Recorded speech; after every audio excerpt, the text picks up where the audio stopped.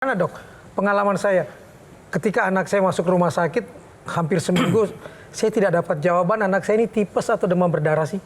Sampai dokternya pun cuma sinis melihat saya. Saya ingin menggugat dokter tapi saya nggak yakin saya dilindungi oleh ID misalnya.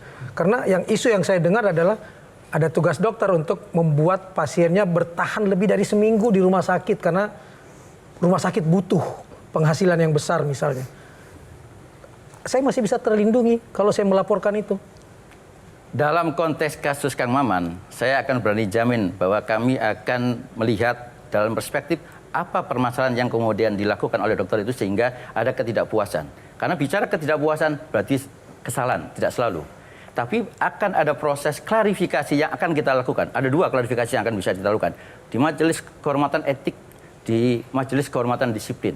Dan jika terbukti memang ada kesalahan, karena ada kunci yang jadi permasalahan di sini sekarang. Dan itu terjadi. Dalam setiap laporan di MKDKI, Majelis Kehormatan Disiplin, problem utamanya dari dokter yang kemudian seperti yang dialami oleh Kang Maman, itu karena kurangnya komunikasi.